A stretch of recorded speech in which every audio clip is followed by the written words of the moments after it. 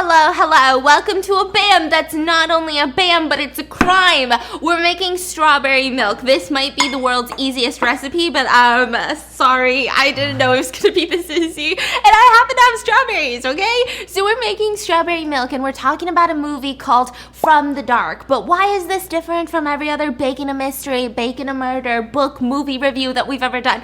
It's because it's directly connected to a crime. And pretty much in a couple of hours after I post this video, you will probably see the main video on the main channel, Stephanie Sue, of the actual crime. So the movie takes place, and this is how I'm just gonna give you the gist of, okay? There's a bunch of people secluded in the Oregon woods, the mountainside, at a lodge. They're the staff, you know? Is this crime or movie? This is the movie. It's a horror movie. It's a thriller movie. So they're stranded in the Oregon mountainside. Also, my eyeball just like in the reflection of this knife.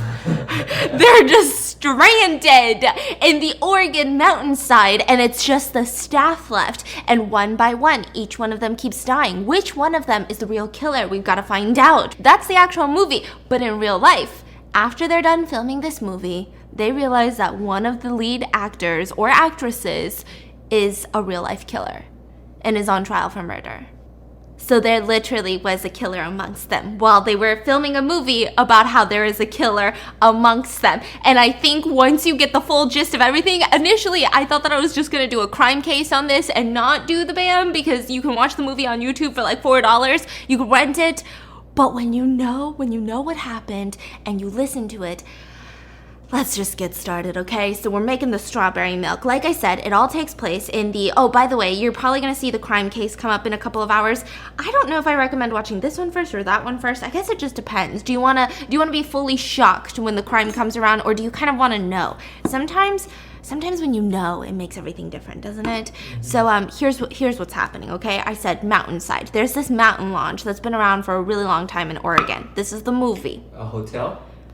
It's like a lodge, yeah, like a hotel. And the main attraction to it is that there has been a lot of unsolved mysteries there. Some people might say that it's haunted. They've got these really intense cave systems that the hotel will give you tours of, and you have to come up by shuttle. Your phone doesn't work there. Yes, a perfect thriller movie plot line going on. I have officially been demoted. I was supposed to be the one cutting the strawberries, and look at here, I did cut the strawberries, but he was getting frustrated with the way that I'm cutting the strawberries. He like won't even let me tell my story because he's like, but don't cut it. You're gonna, oh my God, that's your finger. Oh my God, wait, don't do that. So now he's cutting the strawberries and I'm in charge of de-stemming them without even a knife. He gave me a pair of scissors. I feel like this is a child block, okay? What is this? Why can't I get a knife up in this bitch? This is illegal. So let me explain what's going on, right? You've got the mountainside lodge and you've got all the staff. Now the main character, her name is Valerie, and Valerie has been working here for a really long time, like quite a bit of time. Her parents pretty much raised her at this mountain lodge. Her dad was actually the one that used to give tours, the one that she's taken over now in the cave system, before he passed away. So now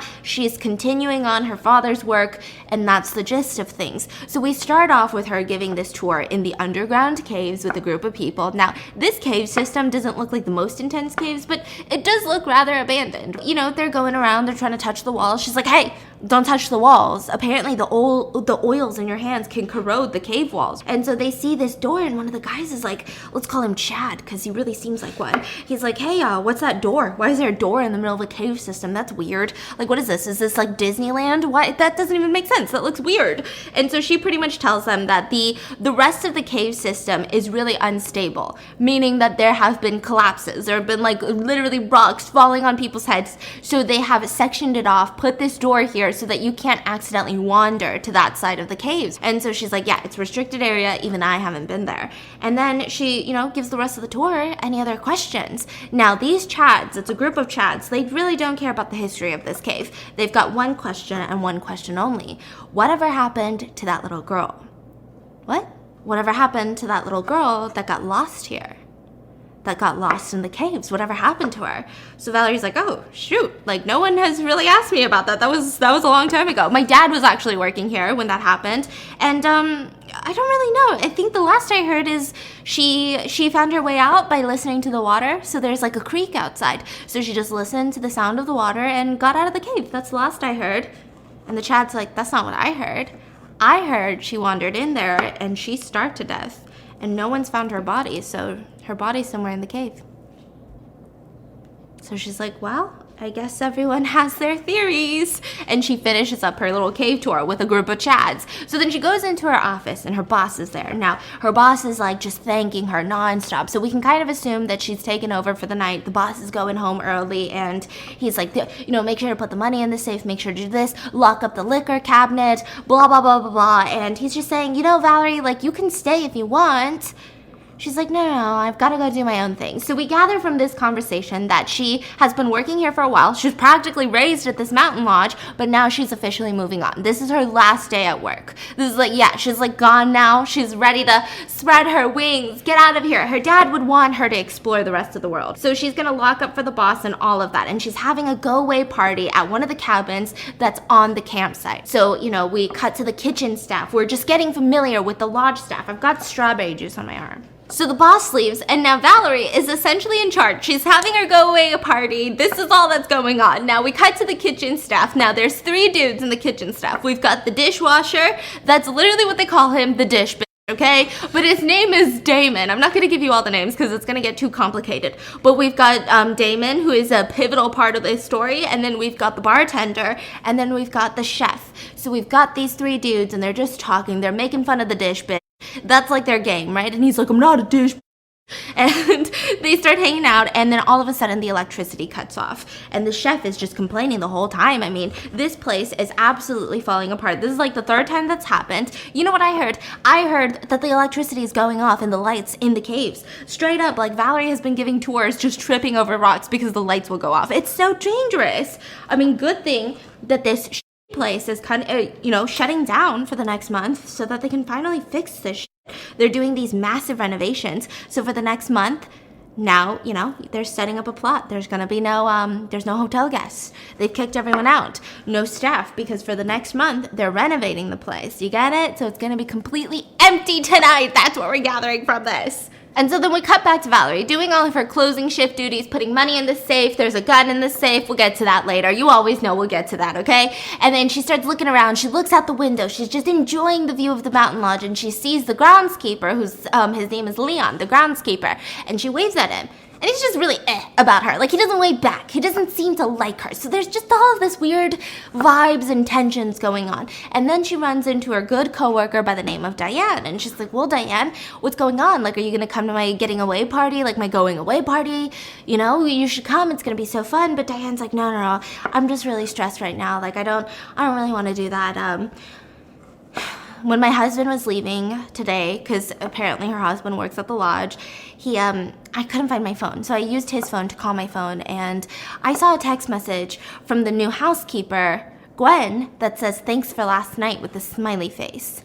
And she's like, I gotta get home and I gotta figure this out, but I don't even know what to do. I didn't even confront him because what if I'm being dramatic? Like, she's just having a full-on moment. And Valerie's like, listen, just come to the going away party. You can figure it out there. It's gonna be fun. And she's like, well, is Gwen gonna be there? It's like this whole thing, okay? So they all start gathering together. They've closed up the liquor cabinet. They put the money in the safe. The gun is in the safe. Everything's locked up. There's no guests in the mountain lodge. They're actually going to a cabin right off of the mountain lodge, and they're all gonna stay there and get super drunk. So they all start walking there. So this is the whole collection of people going. We've got Valerie, the main character. We've got Damon, the dish boy. We've got the chef, the bartender. And then we've got Diane and Gwen. The housekeeper's coming. The one that's sleeping possibly with Diane's boyfriend, husband. Like, this is going to get really messy. They're also going to be drinking, so it's going to be really intense. So they get to this place and they all start doing beer pong. It's just like a crazy party. They've got these inflatable dolls that they're all like that they're all just like rubbing up on. It's just like, imagine just a hectic fraternity party. That's the vibe that's going on. So they're all sitting around. Eventually the party comes to like a lull. You know how in most parties it's like a rager, and then eventually everyone's sitting on the couch near the little fireplace and they're just talking, and the groundskeeper Leon becomes the main topic because he actually lives on the grounds of the mountain lodge. So he's the only other person, but he's not at the cabin. Like, he's in his own little space, like his own little mini cabin, right? He's not at the party? No, he's not at the party. He wasn't invited. And so they talk about him and they're like, don't you guys think that he's really creepy? I've always been creeped out about the groundskeeper. I mean, there's something about him. Did you know he went to prison? Did you know that? They're like, wait, what? Yeah, but I heard it was like for self-defense or something. I think that he went to prison for that. Okay, so this is how the story goes, allegedly. Apparently, Leon was walking down the street when a man jumped out of the woods and just tried to like attack him. So he pulled out his knife and stabbed him to death. Wait, that doesn't make any sense. If the man attacked him, then why would he even go to prison? Because wasn't he just defending himself? Well, that's the point. There's no evidence that the man attacked him. You just had Leon with a bloody knife with blood all over himself and a dead body. So no one really knew. But yeah, I heard he did like 8 years in prison for that. Creepy, I'm telling you, he's bad news. I can't believe they hired him here. Well, I heard his like dad was the groundskeeper before him. I don't know, something like that. So this is when, Damon and Valerie. So these are all the tensions. I'm gonna give you the breakdown of this little circle. We've got Diane and Gwen who hate each other because allegedly Gwen is trying to or is successfully sleeping with Diane's husband. And then we have Valerie and the dish boy Damon who are into each other. They're like just sitting next to each other, flirting the whole time. And everyone is so freaked out about the groundskeeper except for Valerie and Damon. Damon being the dish boy, she's like, I think we should hang out with him. I think that this is messed up that we're having this party. He can probably hear us having a rager, and he's not invited. All in favor of hanging out with the groundskeeper? I can go to his trailer and I can invite him over and it'll be fun, right? And all of the other people are like, no, I'm not doing it. And Valerie was like, yeah, we should invite him. It's my last day. He seems nice. And we don't really know what happened in prison. Like, we don't know why he went to prison. We shouldn't judge him. This also is a dark muscovado sugar. I think it's a little bit different from brown sugar. It's more dense, I think. I know that they use this in boba teas. So I'm going to do about maybe 2 scoops of it. So they take a little vote, and it ends up being that they want to go get the groundskeeper. So Damon is like, you know what? I'm going to go find him. They're like, are you sure? You're like, no, are you going to get lost? No, it's good. So he starts walking in the middle of the night to the groundskeeper's trailer to go get him to bring him back to the party. Meanwhile, everyone at the cabin is still raging forward. They're playing beer pong still, but it's more in like a quiet way. There's no crazy music in the background. And that is when Gwen starts making fun of Diane. She's super drunk, and she starts making fun of the fact that Diane, she believes in ghosts. And Diane's like, you don't know what I've been through here. And Gwen's like, okay, sure. You're literally the only person that thinks that room is haunted. Wait, so Gwen is the one that's a home wrecking the relationship, the new girl. Audacity? Yeah, the audacity. And she's just straight up like, yeah, are you sure it wasn't an imaginary friend you saw in that hotel room? So the insinuation is that one of the rooms inside of this mountain lodge is rumored to have a ghost, and maybe Diane has seen it, right? And she says, you don't understand what I've been through in that room. And a physical altercation starts coming out. The 2 girls go at it together and they get broken up. They're like, hey, hey, hey, right? And eventually Gwen goes back to the cabin or to the mountain lodge. Diane goes back to the mountain lodge. So again, we have 2 more people leaving the cabin.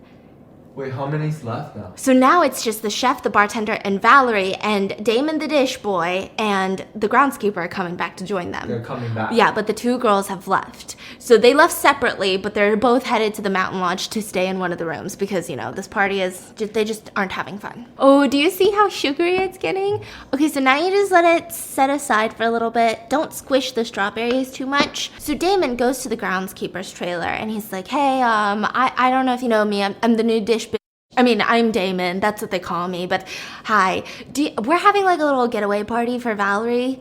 You know her, right? Do you want to come? It's like at the cabin right there. And he's like, yeah, sure. Let me just get ready.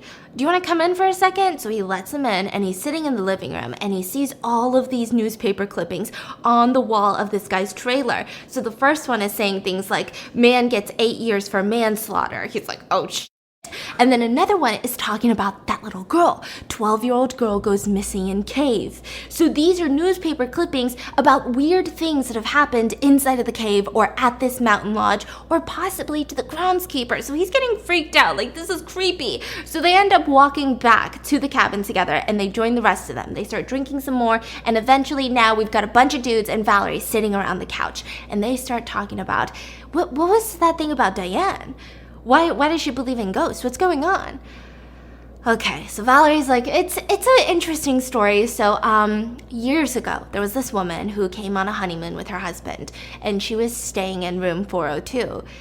Now, when she walked in, she saw her husband having an affair with the maid, like literally full on in their honeymoon bed, just like doing the maid. So now this is where the story gets a little bit weird. There's variations where she ended up hanging herself in the closet, the guest. There's variations that she threw the maid out the window, the 4th floor window, and then when she realized that she just killed someone, she threw herself out the window. There's another variation that she just jumped out the window to her death, but the whole theory is that she's still there, that she's roaming the hallways on the 4th floor, and she's a relatively nice ghost. Like, the people that have claimed to see her, I mean, they think that she's a really nice person, but she's really mean to people who don't believe her story.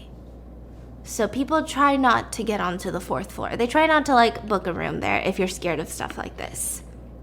And then Leon, the groundskeeper, says, I've got a better story. That's not the weirdest stuff that's happened here. Okay, this place is just filled with, like, unsolved mysteries. So he starts talking about a story. He says, there's a story about this 12-year-old little boy, right? When he was young, his dad was the groundskeeper at this place. And he has just lived this really life. Like, his mom left, his dad was an alcoholic, super abusive, never left the mountain lodge, never had friends. And then one day this little girl Sarah came to the lodge with her family. It's like a family vacation, and she immediately started talking to him and they became friends. This was the first time that he's ever had a friend. He was like, is this what friendship is? And so they start bonding. Now what he doesn't realize is that she's on vacation. She's gonna eventually leave. She's not staying forever. Now, the day before she's planning to leave, suddenly she disappears. She vanishes. Now, the theory is that she went into the cave and she got lost, and that's what happened. You know, she's still somewhere down in the cave. She probably starved to death. But what the real truth is, that little boy convinced her to go into the cave. I don't think that he wanted to kill her. I just think that he didn't want her to be found by the parents. So he locked her up in a portion of the cave and then just left. No one's ever seen her since. So we don't really know what happened to the girl. And everyone's just like, okay. Now, coincidentally, at the same time that everyone's searching in the cave for Sarah, the little boy's dad, the groundskeeper, disappeared. I think he took his own life. And so, that little boy had nobody. He didn't have a mom, he didn't have a dad, so they sent him to a hospital, and then they decided to book him into a mental institution for a couple of years. I still don't know what happened to him. That's it. We don't know what happened. And everyone's like, cool story, bro. So they're all sitting around and... Wait, isn't that the current groundskeeper? Yeah, but maybe, his dad took on the job, but it's all very hazy. It's all very weird. Oh, wait. The little boy that went to mental hospital? Yeah. Is that not the current groundskeeper? No, I mean, it's not said in the story, but that's what everyone's thinking. But they're saying the current groundskeeper's dad was the previous groundskeeper. Yeah, but it could have been like his dad took over after this, and then he's the son, They don't know the timeline. Yeah, so they just, honestly, they don't know the timeline, but they think that it's weird. They think it's him, but then no one's saying it. Everyone's just like, okay, groundskeeper, cool story. Get out of here. Go back here. Go back. And then the whole thing with Sarah. So Sarah is a 12-year-old girl. Her name's Sarah. And the theories that came about Sarah is that either they found her body, she had died in the cave, she had starved, or she had listened to the water and got her way out of the cave. Or it's the idea that maybe the groundskeeper's son was a perv and he was trying to keep Sarah locked up in the cave. And then eventually he got sent away to a mental hospital. Nobody else found Sarah. Okay. So then Leon's like, well, thanks for inviting me, guys. I'm gonna head out. I'm getting tired. So he starts walking back to his cabin, and everyone's just sitting there like, did that just happen? They're just all accusing Leon of being that kid in the story. There's no way that that's not him. So you're telling me that when he was 12, he kidnapped a little girl, hid her in the caves, she probably died, and then he grows up, someone attacks him, he stabs that person to death, gets 8 years for manslaughter? That is a creepy dude. That is a dude that we shouldn't be messing with. And Valerie's like, come on, we don't even know the story, and this place is like filled with all these rumors and all these stories. This is dumb, okay? It's so dumb. So she's like, ignore it. So the other guys are like, well, we're gonna go to sleep. So her and the dish boy, they're the only ones. They decide that they're gonna stay up and just, chit chat because they're into each other. What is sleep when you have pure romance? So we've got the bartender taking a room, we've got the chef sleeping on the couch with an inflatable doll that he's now named Judy. They're best buds. I'm pretty sure they're dating. And Valerie goes into the room and she starts hanging out with the dish boy, and they start talking about high school relationships, love, all of these super romantic things. And then eventually she passes out. So he tucks her into bed and he leaves the room, and she just goes into this dream where she's thinking about her dad. They went fishing together. Her dad is dead, by the way. They went fishing together, all of these beautiful moments.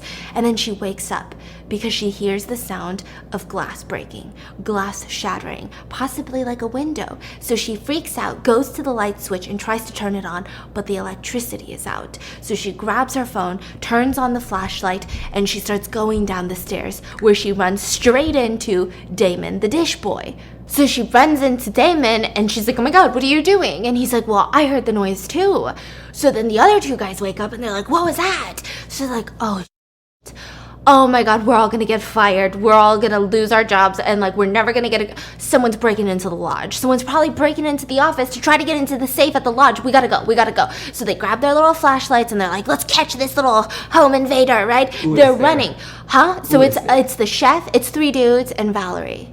It's all the regular dudes. The groundskeeper's in his thing, and then the 2 girls are at the lodge. So it's just 3 dudes and Valerie, and they start running towards the lodge with their flashlights on, and then Valerie stops and they run into her, because they weren't really looking at her. They were just looking around, seeing what's going on. They run into her and she starts screaming.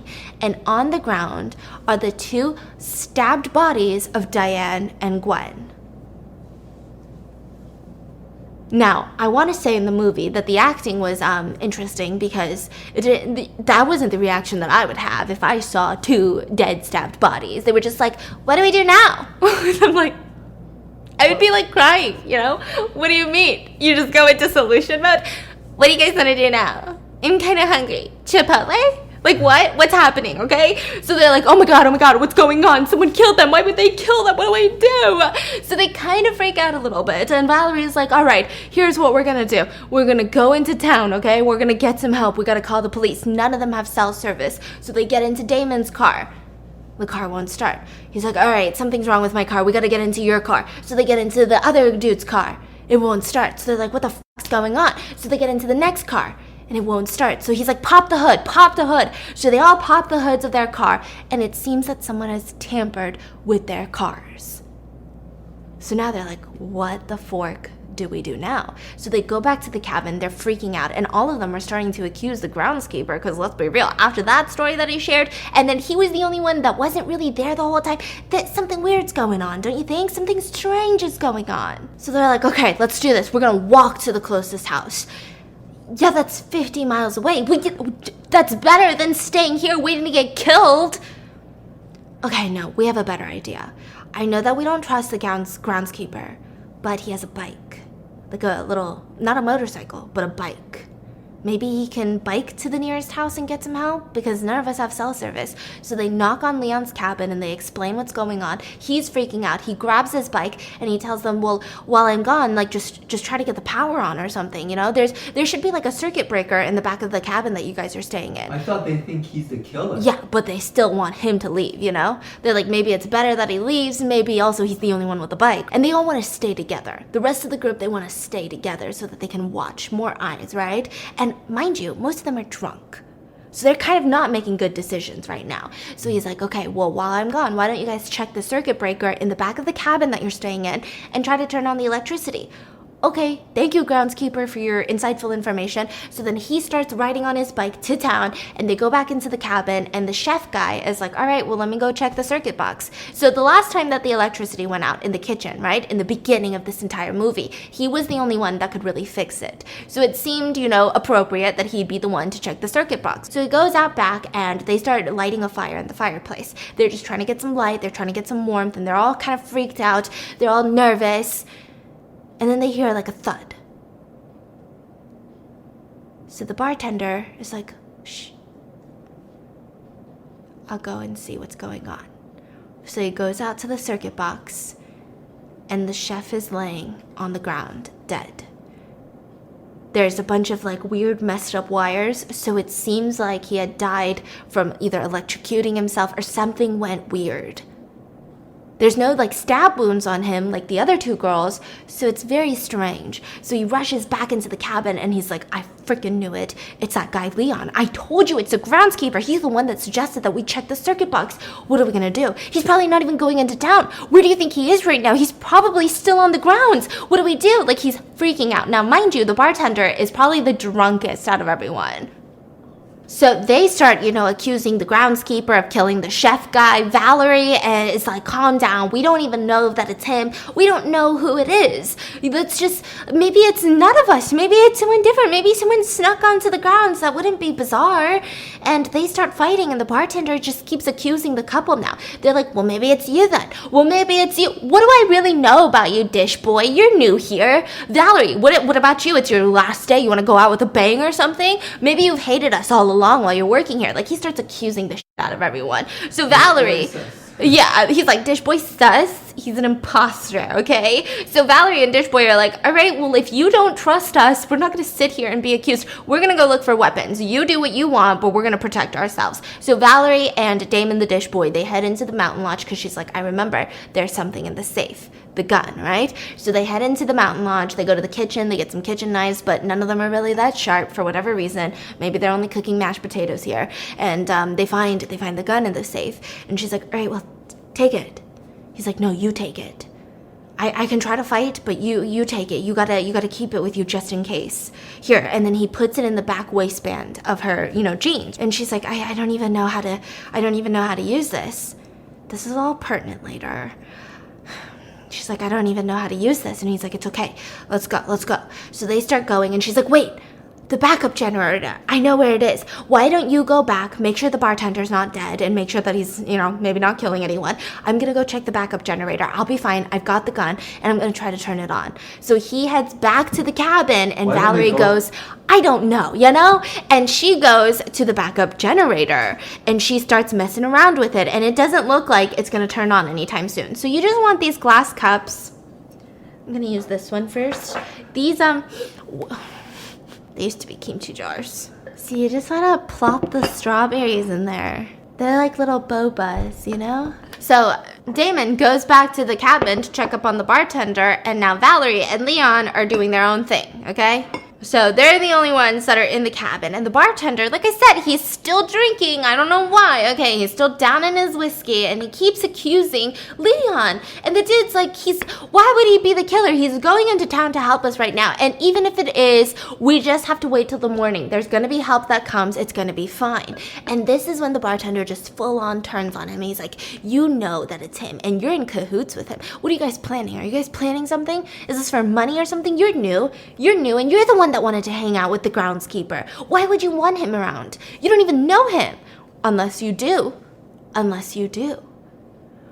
So he's like, I don't know what your deal is. Let's just wait until Valerie gets back. Jeez, it's all the drinking that you're doing. And he tries to take the whiskey bottle away from him, but the bartender won't allow it. So suddenly there's a knock on the door, and it's Leon. And he's all bloodied up. And he's pissed. And he looks at the two boys, and he's like, who the f*** did it? They're like, what are you talking about? Who the f*** did this? I don't understand what you're talking about. Someone cut my brake lines on my bike.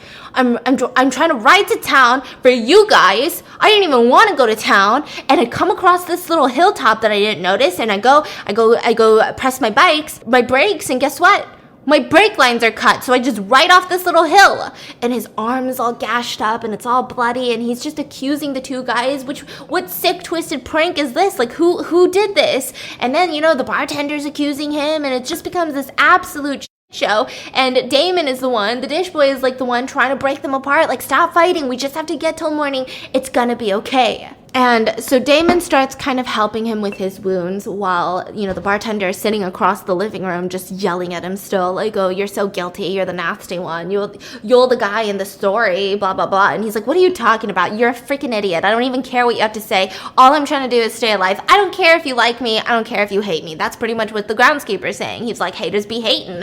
And the bartender is like, well, why did you even go to prison then, huh? Why did you go to prison?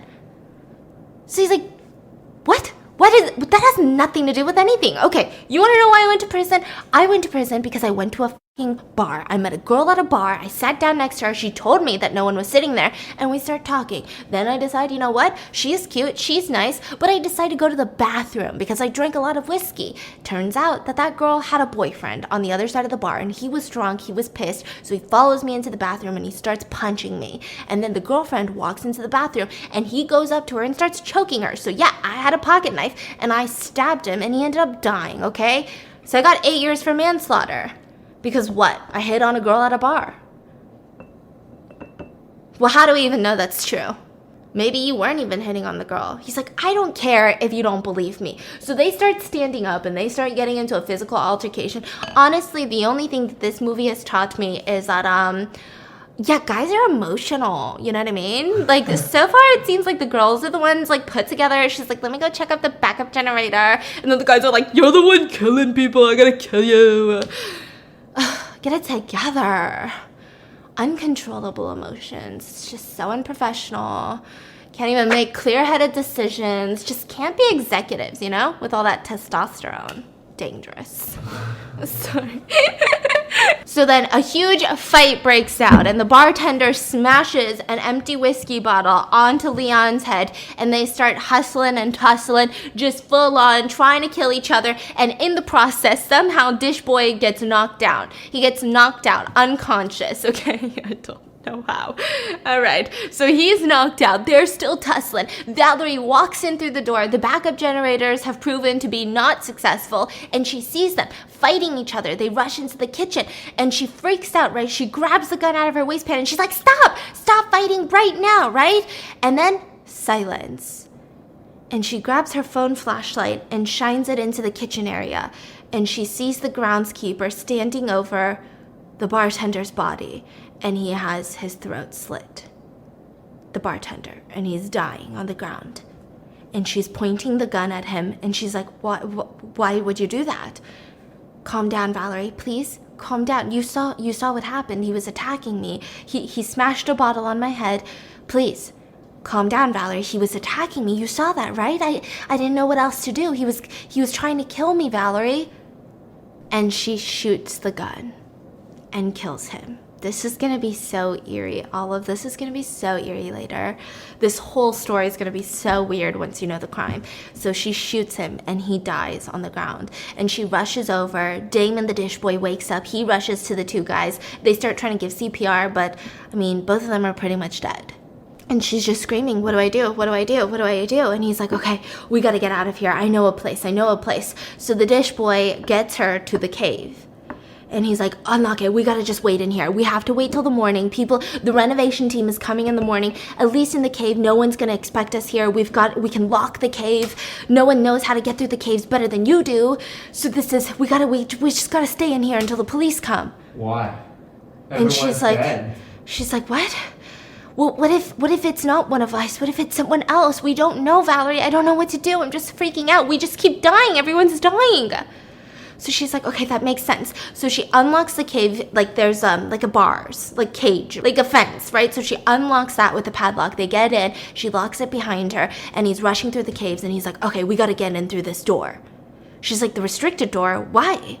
I've never even been down there, because that's the last place people will come looking. No one's gonna come in there. It's too dangerous. That's the safest place, and then this door is gonna hide us from everything.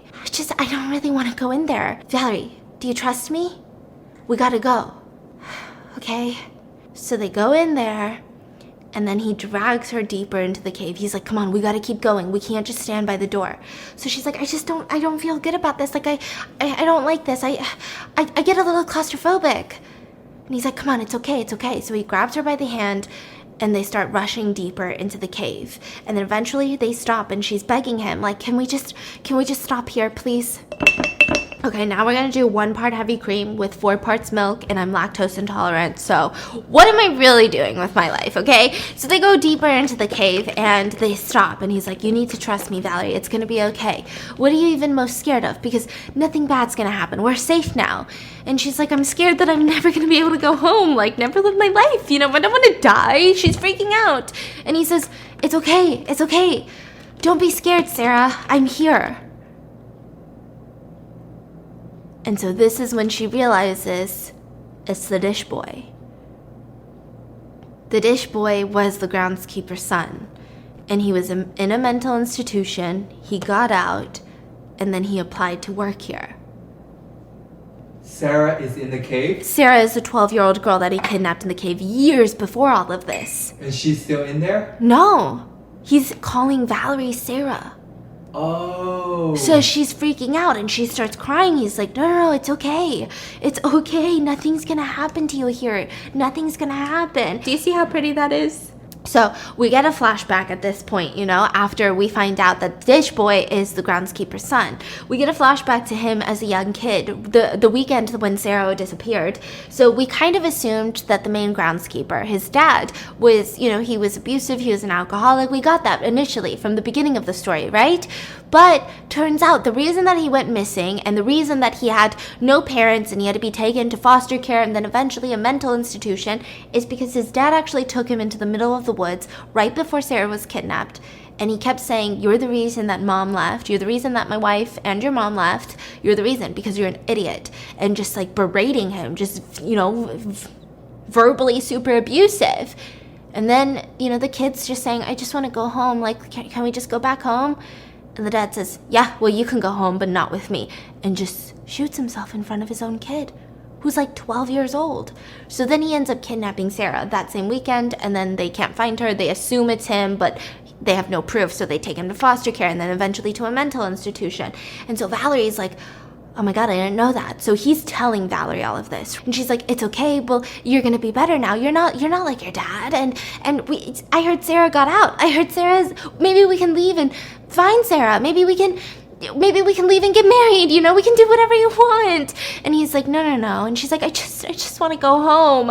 And he reaches behind her, grabs the gun in her waistpants, like the waistband. And she's like, please, I just want to go home. And he says, you can go home, but not with me, Sarah. And he takes his own life in the cave.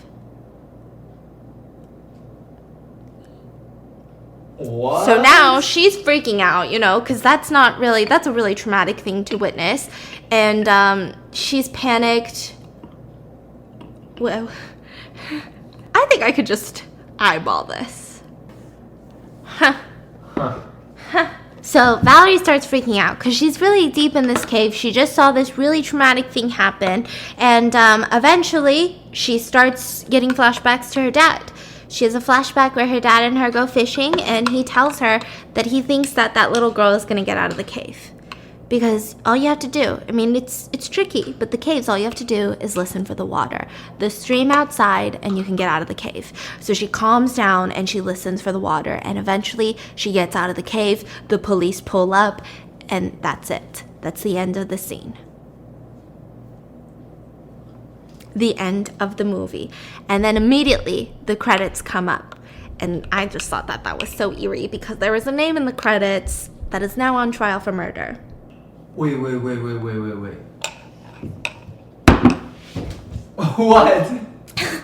I just had a straight shot of heavy cream. You're gonna have diarrhea. Why did we do heavy cream? We should have just done regular milk, no? I like it. Really? It's yummy. It's really cute looking. It's really simple, but some Nesquik would have been fine.